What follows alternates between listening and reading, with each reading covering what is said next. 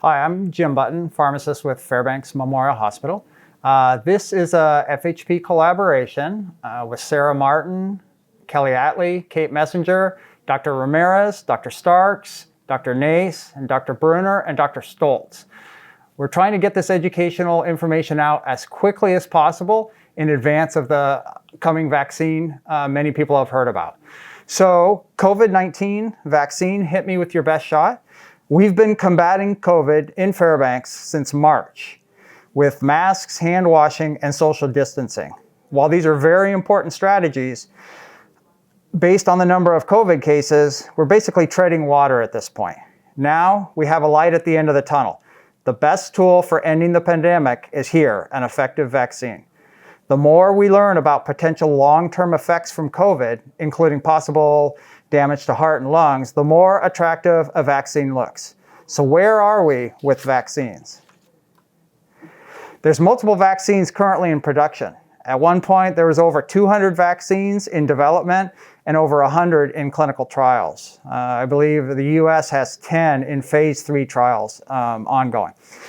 Currently, the FDA and ACIP, which is the Advisory Committee on Immunization Practices, are reviewing some primary data.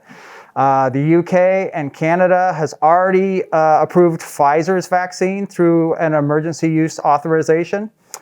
Pfizer and Moderna are the messenger RNA vaccines most likely to be approved first. So Pfizer is going to be reviewed and hopefully approved tomorrow, which is December 10th.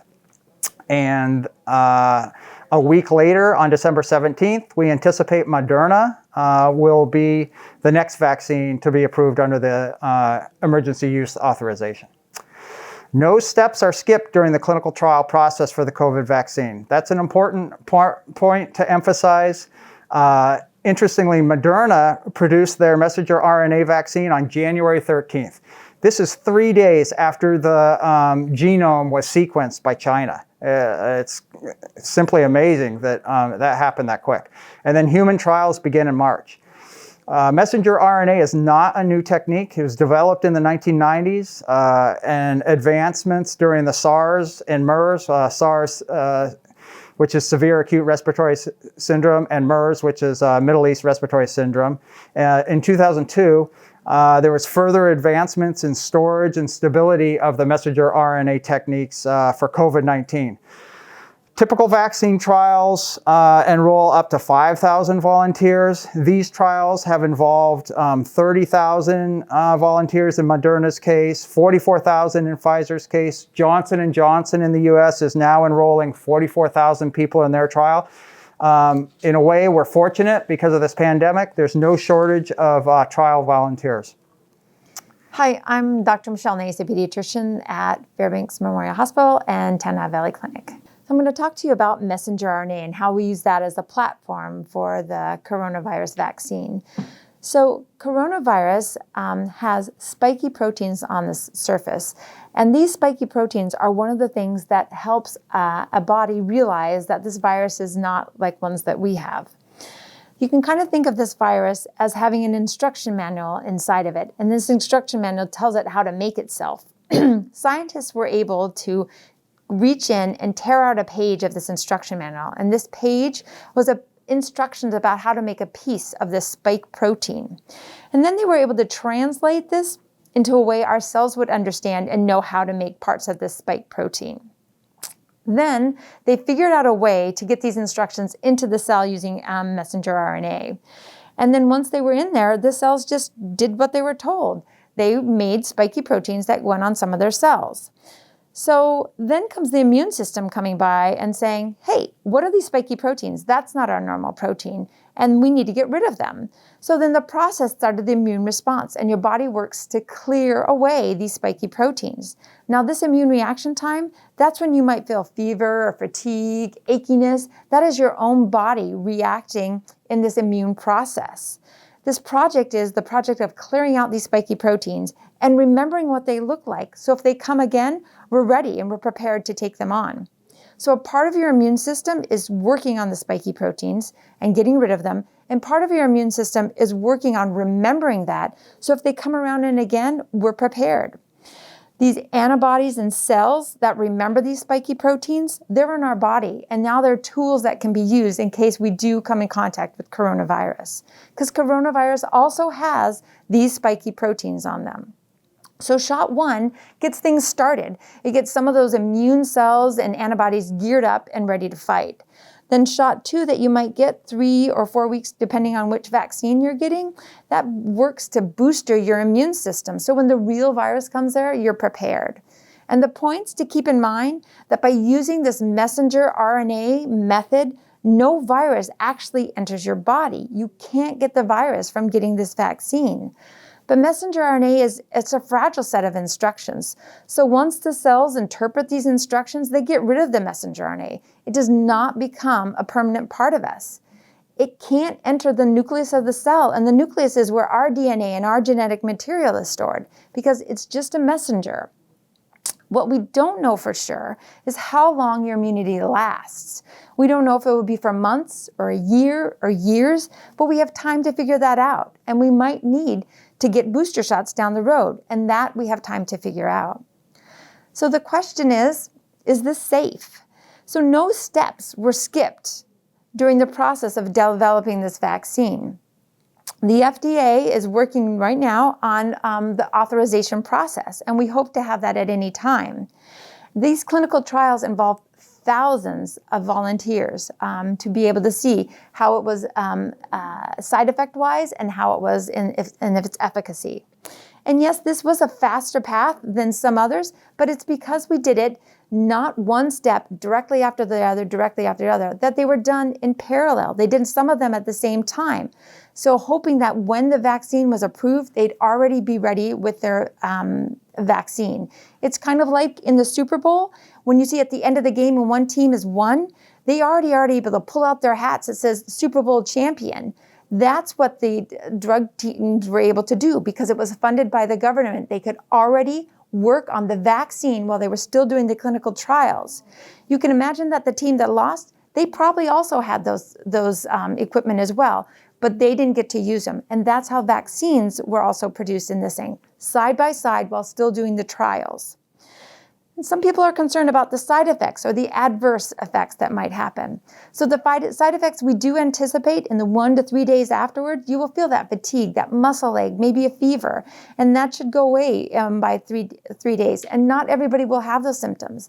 And any adverse effects, events that might happen, in past history with looking at the vaccines, if they're going to happen in 6 to 8 weeks. And so by 2 months, the number that we see is much less likely. And we've had these studies going on for longer than 2 months. And we'll wait the FDA's official interpretation as it comes out. They'll continue to do vaccine safety checks over time with the original participants in the studies, as well as those who continue to get the immunization. Thank you. Hi. I'm Dr. Ken Starks. I'm one of the hospitalists here at Fairbanks Memorial. I've lived in Fairbanks for about 30 years. I'm here to talk to you a little bit about Alaskans, their underlying conditions, and COVID-19. I don't know if the reason that I was given this particular portion is because I'm old enough to have all of these underlying conditions, or if it was some other strategy. If you look at the slide, you can see that there's a sizable percentage of us that have chronic diseases that pose risk for COVID-19, and not so much just to get COVID-19, but rather to get severe disease from COVID-19, meaning in the intensive care unit, et cetera. As you look at the slide, you can see that when you get to the bottom, that there are up to 2/3 of the patients or the people in Alaska have one or more condition that can put them at risk for COVID-19. The reason this slide is so crucial is because it tells us that even if you're a healthy person, that there are lots and lots of people that work with you, that you interact with, that you can be neighbors of, that have all kinds of other illnesses, transplants, COPD, asthma, and you may work side by side with them, you may live with them, you may go to the grocery store with them, and the way to keep people from getting COVID-19 and getting sick from it. So first of all, let's be sure that everybody understands that the only way to stop a viral pandemic, whether it be measles or mumps or smallpox or any of those in the history of man, the only way to do so is to vaccinate people and give them active immunity. The question is the COVID vaccine that we have available now, is it effective? And the answer is yes. The answer is that in the current clinical vaccine trials, 95% effectiveness. That means that 95% of people who were given the vaccine had immunity to the COVID, and not only just by measuring antibodies, but actually by decreasing their risk for actually getting COVID when they were exposed. However, many of those people, of course, who do get exposed are not symptomatic. We know that from the trials that we have now, of the trials, but the exposures that we have now, that most people, up to 85% of people who get COVID, who actually have the actual disease, are minimally symptomatic. And so in order to prevent the spread of this virus to people who, even if they're healthy, might get terribly sick, or people who are unhealthy would get terribly sick, we have to get what we call herd immunity. That means the large proportion of the population has immunity to the disease so that when they get exposed, they don't get it, and therefore they can't spread it. In order to get to that particular level where we won't spread it amongst each other, we have to have immunity in 60 to 80% of the population. This particular vaccine gives us 94 to 95% immunity. And in fact, if you look at the studies, it gives 100% protection against severe COVID, which means in the intensive care unit, or severe COVID, meaning going on to death. So this vaccine is very effective in that fashion. Some would ask, how long would your protection from vaccines last? It can last a few months, probably in the 6-month to 12-month range, or it can last your whole life. And it really depends on what your immune system does with that particular vaccine. So if we are going to stop this pandemic, the only real way to do so is like we have with all the other terrible pandemics that have caused problems in the world, specifically polio or smallpox, is we need to vaccinate. We need to all develop active immunity, and in order to make sure that everybody has that, we need to vaccinate as many people as we possibly can. Doesn't mean that we won't wear masks for a while, but it does mean that we need to get vaccinated, and it is the only and best way to stop the pandemic.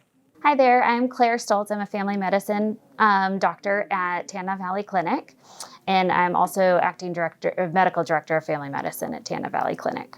So today, what I'd like to discuss with you is some options of what vaccines are currently available and what we're going to be anticipating in the next coming weeks.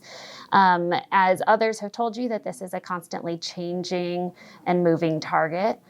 We are expecting to have our first vaccines in Alaska by mid-December. As we record this now, the FDA is evaluating the data on the Pfizer vaccination, and then we'll swiftly switch over to the Moderna vaccination after that. We expect them to be giving us some more information based on the data that's been collected in the US, and hopefully weighing in on the vaccinations that are also being provided in the UK already.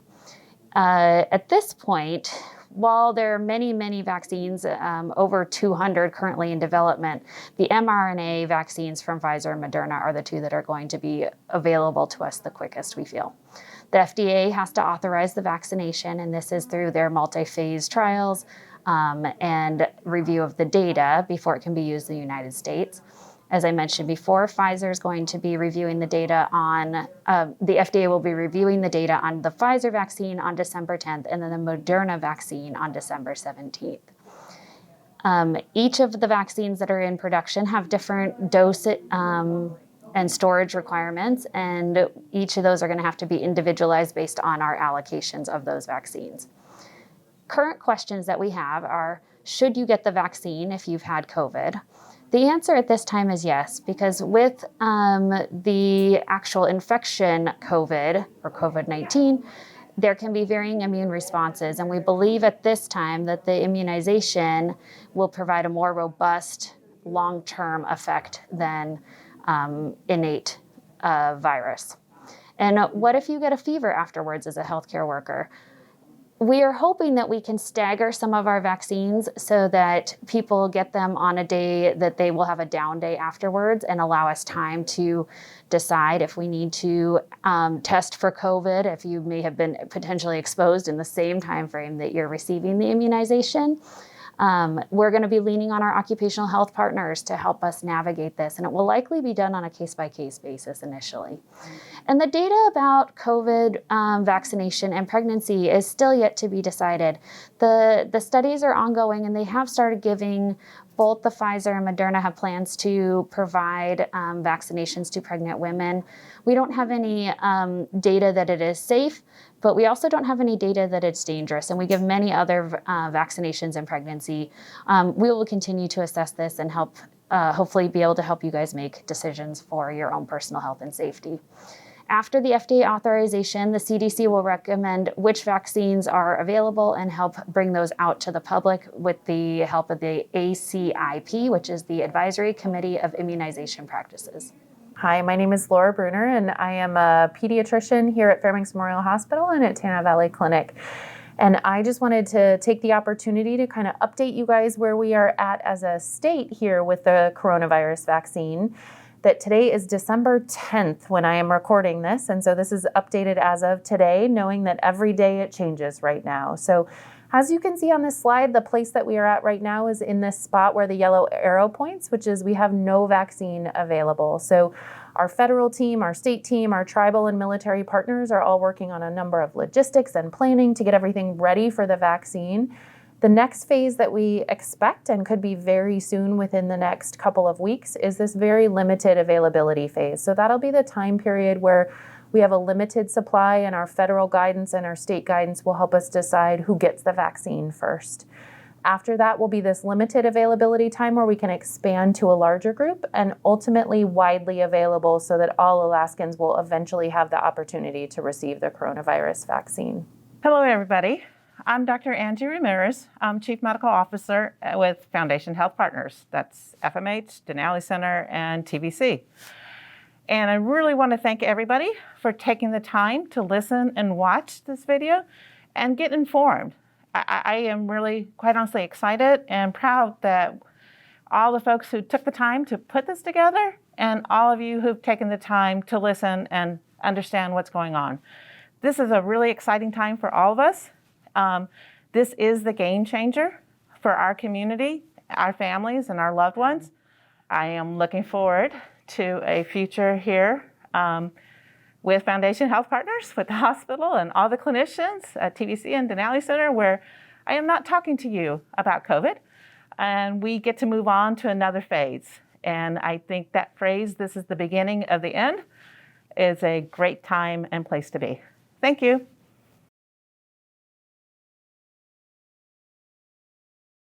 There are some questions that I was sort of asked to address. One is, why should I get a vaccine? I think I've kind of pounded that one down so that the reason to get a vaccine is A, to prevent yourself from getting sick, and B, to prevent your neighbor, child, family member, spouse from getting it. There's some questions about the whole process being rushed. I liken it to there is some, this vaccine was produced fairly quickly, although if you look at, for instance, influenza, and although influenza virus has been around for a long time, and it's a little bit different, every year we get a new vaccine for influenza. And that vaccine takes about 9 months to produce. And it's a different antigen that we shoot our antibodies at. And so this one has not been produced that much faster than that. And it should be remembered that the process was done in parallel, specifically while they were building and identifying what RNA there was. They were building the proteins that came from that RNA. And so those parallel processes allowed it to be produced in a much faster fashion. Do you have to get a second shot? Yes, with the vaccination that we are planning to have sometime in the next couple of weeks, you need to get a second shot. The first one will give you somewhere around 40% protection. The second one gives you the extra 50% or so. There are 2 vaccines that are being produced that we will be getting. They are both mRNA vaccinations. One is 2 shots 21 days apart, and the other is 2 shots 28 days apart. Is it safe for those over 65? It is not only safe, it is probably the best thing that anybody over the age of 65 can do to protect themselves from getting a disease that would likely kill them if they got COVID-19. When does immunity develop? So immunity starts developing as soon as you get the shot. However, after the first shot and just before the second shot, your immunity is somewhere at the 40 to 50% protection rate. After a week after the second shot, it's close to the 95% effectiveness that was listed on the slide. One of the questions, when will I be able to get the shot in my department? So the exact plans about how shots are going to be distributed is not yet known. And our vaccine planning group is working on that. As more information is known, the information will be distributed, given to your supervisors, so a plan is well known. So you will know when you're going to get your immunization. Another question, can my friends and family get it through FHP as well? So the decision about who is getting the vaccine is in a tiered layer. And so initially, frontline healthcare workers will be in those initial groups. Friends and family may not be eligible for the vaccine until later into the vaccine distribution. And once that information is known too, you'll be aware of it as well. Okay. Oh, I have one more, yeah. Yep. What are the side effects of the vaccine and when do you get them? The immediate side effects they've seen so far in the studies happen in the 1 to 3 days right after the vaccine, and it's from your immune response. You might see things like fever, achy muscles and joints. You might feel fatigued. Those kind of symptoms are not to be unexpected after a vaccination. In terms of adverse events down the road, at this point, we are not aware of any adverse events that are happening. And more information will be known once we have the evaluation back from the FDA. So I'm going to do my best to answer these couple of questions that are here up on the screen. So the first one is, will people be asked to stay home if they have side effects of the vaccine? So we are recording today on December 10th, and today is the day that the Food and Drug Administration reviews the Pfizer vaccine. So we'll have more information even later today, we anticipate. That we do know that when people receive vaccines, that they can have some immune system effects afterwards. So the whole point of a vaccine is to rev up your immune system and create a response to a foreign substance. And that immune system response can include things like fever, a sore arm, fatigue afterwards. And so we're expecting some guidance from the CDC about if you have symptoms afterwards, how do we handle that in terms of coming to work? Our first goal would be that when people schedule their time to get the vaccine, that hopefully they do that. Like if they're working 3 days in a row on the last day or that sort of thing, so they have time if they do have a reaction afterwards to be at home, but expecting some more guidance from the CDC and the Food and Drug Administration here in the next couple of days. The next question is, can you get the vaccine if you're breastfeeding? So again, we are expecting some additional information from the FDA and the CDC in the next couple of days, that as you've heard through this presentation, the vaccines that we are expecting to receive are mRNA vaccines. And mRNA is a small molecule that doesn't last very long. You heard the whole story about how it's a messenger and the work that it does and how it doesn't last a long time in your system. That from a breastfeeding standpoint, we expect the risk to be incredibly low, but we expect further guidance here in the next couple of days. So stay tuned, more to come on that one. If I've already had COVID, do I still need to get the vaccine? So what we know about COVID disease, if you get COVID disease, is that reinfection is possible. And so all of you have heard kind of that 90-day window of, if you have symptoms again 90 days later, you would need to be retested because you can get reinfected with it. So we anticipate the Food and Drug Administration and the CDC to come out with some specific numbers of exactly what time period and how long ago, if you've had COVID, when do you need to get the vaccine?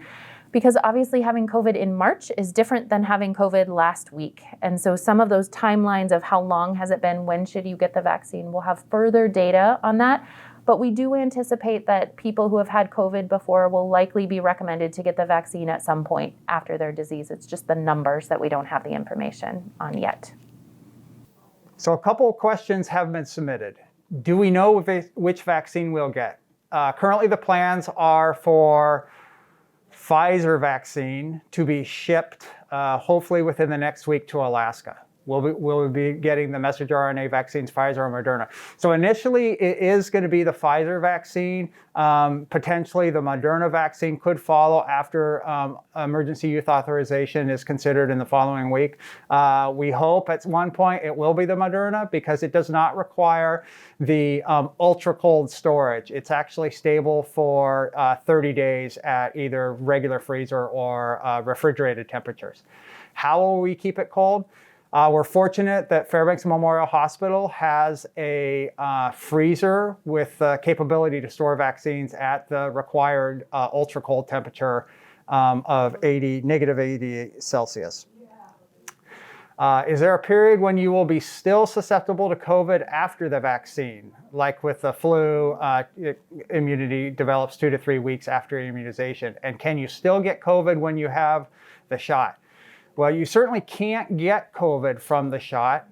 It's just a strand of RNA. There's no live virus in there.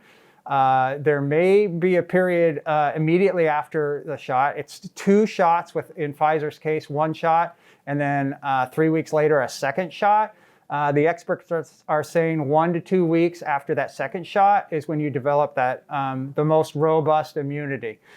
And you still, of course, it's 95% effective. That means 5 out of 100 people could potentially contract the disease. But the experts, again, are saying that as with flu, it's a mitigated form of the disease. So you're much better off, even if you do contract COVID, you're much better off having the vaccination because it will be less severe.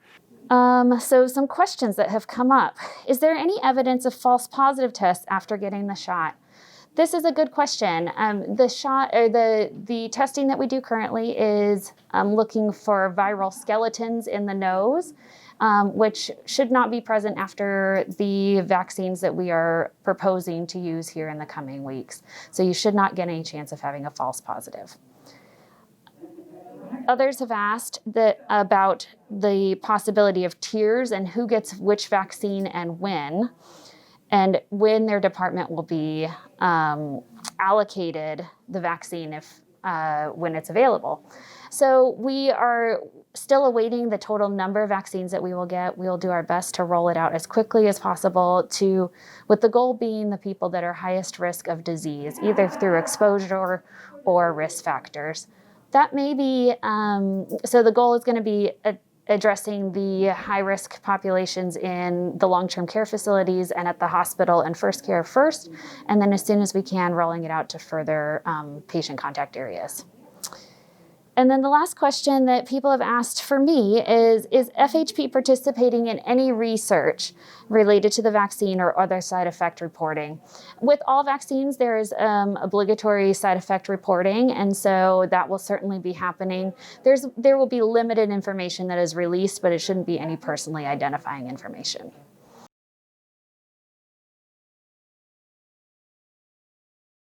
I am definitely taking the vaccine. I am rolling up my sleeve and getting a shot. My answer is absolutely. I would be a fool not to. Right here. I plan to get the vaccine as soon as it's available. And for me, when people ask me if I'm going to get it, I will gladly step up to get the vaccination if it's going to keep myself and my friends and family safe. Am I getting the vaccine? Yes. Hit me with your best shot right here.